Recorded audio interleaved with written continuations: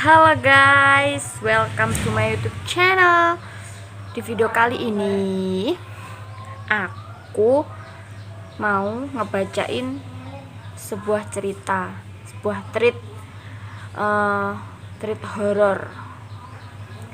Jadi ini bukan pengalaman aku ya guys. Jadi aku hanya ngebacain aja. Ngebacain tweet seseorang yang udah di re-upload di Facebook. Oke, kita mulai ya. Sebelumnya aku mau ngebacain dulu siapa yang nge-upload ini di Facebook. Oke. Jadi, aku nemuin tweet ini itu di Facebook, di grup, di apa sih, fanpage ya, taulah, itu namanya thread Twitter horor. Terus yang ngebagiin atau yang ngepost, ngeupload di grup itu adalah Facebook atas nama Nandaulia. Kita mulai ya guys. Jadi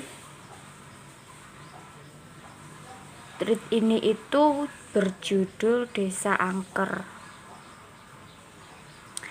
Katanya sih ini pengalaman pribadi dari yang punya Twitter.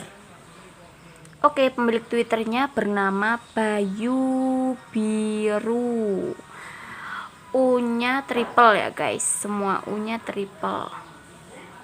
Nanti aku kasih cover tweet ini. Oke. Kita mulai dari sekarang guys. Oke. Untuk lokasi dan kali ini saya tidak bisa beritahu secara detail. Intinya desa ini masih di kawasan Jatim. Sebut saja Desa Angker. Tadi malam sekitar jam 19 WIB saya diajak teman untuk acara ngaji. Kebetulan saya tidak ada acara, dan tadi malam kebetulan juga acara 7 hari kakak teman saya. Menurut kalian aku bacanya kecepatan ya? Oke, kita pelan-pelanin aja. Saat di rumah saya dijemput kawan. Saya berangkat naik motor dibonceng seseorang. Sebut saja namanya Dedi. Kami mulai berjalan menyusuri jalan raya. Setelah sekian menit melewati pertigaan polsek kecamatan XXX, motor kami mulai masuk Desa Angker. Waktu memasuki jalan, yang saya lihat di sisi kanan dan kiri jalan banyak tombak yang tertancap. Bulu kuduk saya seketika langsung berdiri waktu masuk jalan kampung ini. Serem ya guys. Bau anyir sangat menusuk di hidung saya. Mata saya melihat ada tombak menjulang sekitar 4 meter, di atasnya ada kepala manusia. Jarak tombak satu dan yang lain sekitar 3 meter. Tombak-tombak berisi kepala manusia ini tertata rapi, berjajar sepanjang mata memandang jalan menuju Desa Angker. Dad, ini benar jalan ke kampung Wiryo? Benar, Bay? Kok banyak kepala manusia di atas tombak kanan kiri jalan? Kamu kalau bicara yang benar, Bay. Beneran, Dad? Gila ini, Dad. Dedi tiba-tiba menghentikan motor menoleh ke arah saya. Jangan bercanda, Bay. Aku ikut takut ini. Memang jalan ukuran 3 meter beraspal rusak ini tidak ada lampu penerangan jalan sama sekali. Gelap banget dong, guys. Jadi suasana tadi malam sangat gelap. Hanya lampu dari motor kami yang ada. Itu, Dad. Samping kanan kiri kita kepalanya memandangi kita semua. Bay, kita mau ngaji, bukan uji nyali. Ayo balik saja. Enggak, nanggung, Bay, sudah deket ini. Kepala-kepala itu menatap tajam kami dengan leher terputus dan darah segar masih terlihat menetes di tiang kayu bulan menjulang. Saya sendiri langsung memejamkan mata memeluk erat tubuh Dedi. Ya sudah cepet Dad, kalau gitu lanjutkan perjalanannya. Uji nyali banget guys. Iya Bay, kalau kamu bisa lihat mending tutup mata saja Bay, daripada aku ikut jantungan ini. Ya sudah ayo cepet Dad. Dedi saat itu juga langsung menarik gas motor yang belum mati. Gas di tangannya langsung ditarik kencang untuk mulai menyusuri jalan. Saat dibonceng, mata saya melihat kanan kiri dengan memicingkan mata. Kepala-kepala yang tertancap itu mulai dari laki-laki, perempuan, dan anak-anak. Dalam lubuk hati, saya takut juga penasaran. Aduh, salah. Dalam lubuk hati saya takut juga penasaran. Sebenarnya apa yang terjadi di desa ini hingga aura negatifnya sangat kuat. Baru masuk desa saya sudah disambut pemandangan yang sangat mengerikan. Sedang Dedi terus melajukan motornya dengan kencang. Tambah kecepatannya Dad. Sudah mentok ini boy. Kok boy?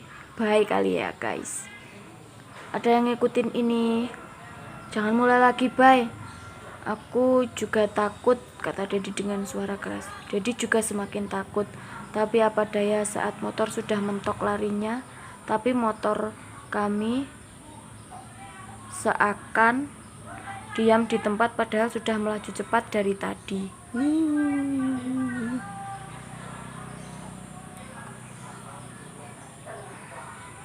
Saya tinggal kerja dulu, nanti malam saya lanjut untuk desa ini. Mumpung masih anget di kepala. Oh, jadi ceritanya si punya Twitter ini tuh ngomong dia mau kerja dulu guys, ngelanjutin ceritanya nanti. Oke lanjut. Next. Dad, motornya kayak diem di tempat ini. Bener Bay, aku juga ngerasa gitu. Terus ini gimana? Gini aja Dad, kita turun dulu, motornya kamu yang bawa pelan-pelan. Oke Bay.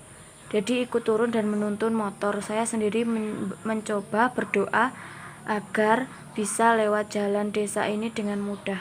Dengan sedikit konsentrasi, saya mulai berdoa memohon agar dimudahkan melewati daerah ini.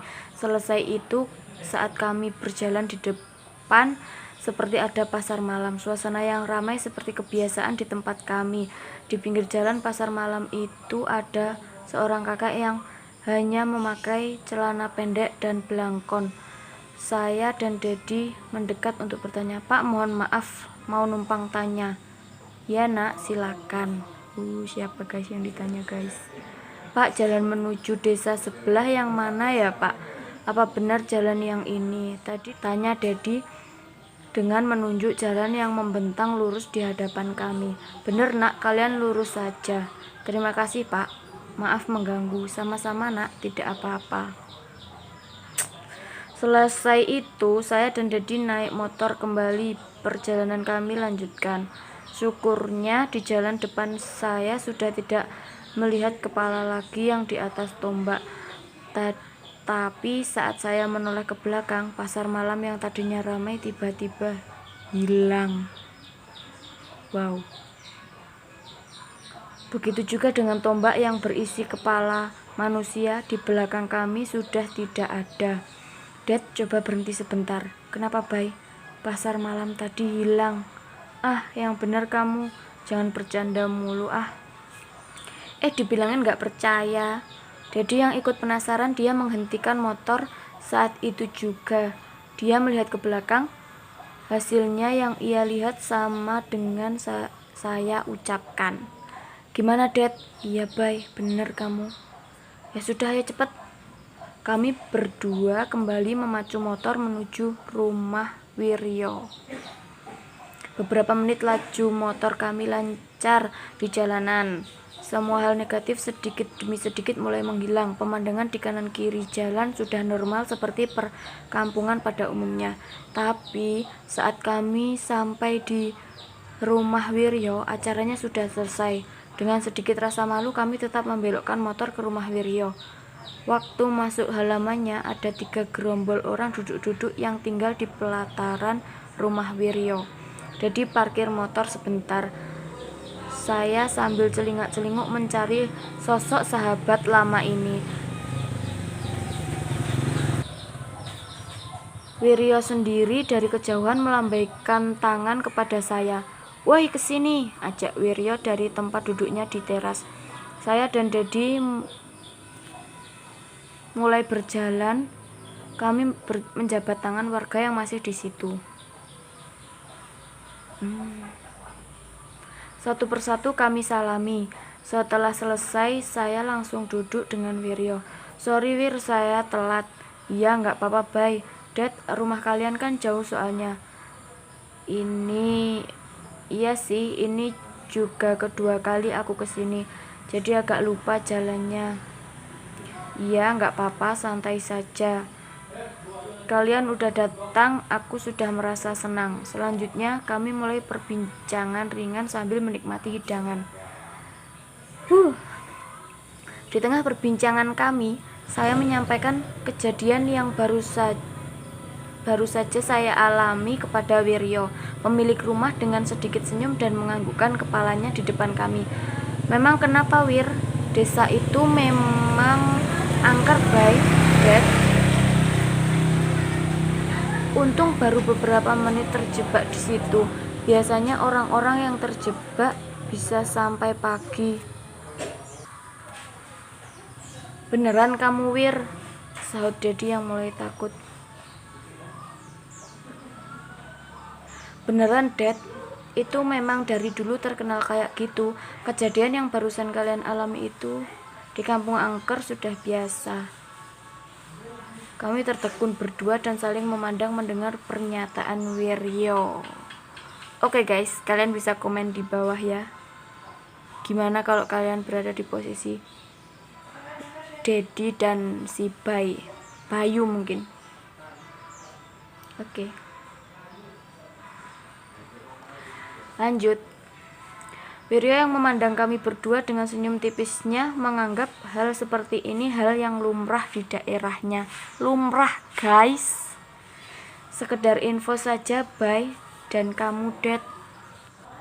Dulu ada TV nasional ingin melakukan uji nyali, tapi setelah tahu kondisi lapangan, hal itu dibatalkan. "Lah kenapa, Wir?" tanya Dedi. "Nggak mau dibatalin gimana, Dad? Kamera mereka pecah semua." "Kok bisa, Dad?" "Jadi gini, setelah semua kamera di set di lokasi, semua sudah siap untuk acara. Tapi tiba-tiba ada angin entah dari mana, setelah itu semua kamera pada pecah satu persatu. Kalau nggak percaya nih, aku temuin sama Pak Lek yang jadi saksi hidupnya." "Iya, Dad, percaya," sambung saya. "Pokoknya di desa itu sangat angker, khususnya untuk warga luar desa." "Kok bisa, Wir?" "Ya bisa, Dad. Banyak penjual asongan ke desa itu untuk berjualan jika ada acara di sana.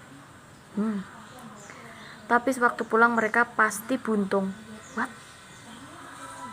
Setelah penjelasan panjang lebar dari Wiryo, kami putuskan untuk pulang ke rumah, tapi kami memilih jalan berbeda untuk pulang. Syukurnya kami pulang dengan selamat tanpa ada gangguan lagi. Setelah seharian kontak teman-teman yang tinggal di daerah desa angker, akhirnya saya mendapat beberapa info kejadian yang cukup menarik tentang desa ini. Salah satunya waktu jalan tol dibangun yang semestinya melewati desa ini akhirnya dibatalkan. Saat itu jalan tol dibangun akhirnya memutari desa ini. Konon dari berbagai info, waktu pembangunan tol yang lokasinya lurus dengan desa ini, tiap 1 minggu pekerjanya ada yang meninggal. Untuk desa angker nanti saya ceritakan lagi lebih detailnya untuk kejadian-kejadian yang di luar akal sehat, karena ternyata kejadian di desa ini sangat luar biasa banyaknya. Oke guys, videonya cukup sampai di sini aja. Soalnya ceritanya ya cuma sampai di sini. Oke, sekarang aku mau ngejelasin dulu. Jadi, aku tegasin lagi ya, di sini aku cuma ngebacain aja tweet orang, bukan pengalaman aku, bukan tulisan aku. Oke. Jadi semoga diizinkan untuk menjadikan cerita ini sebuah konten YouTube saya. Oke, ketemu lagi di video selanjutnya. See you next time, guys.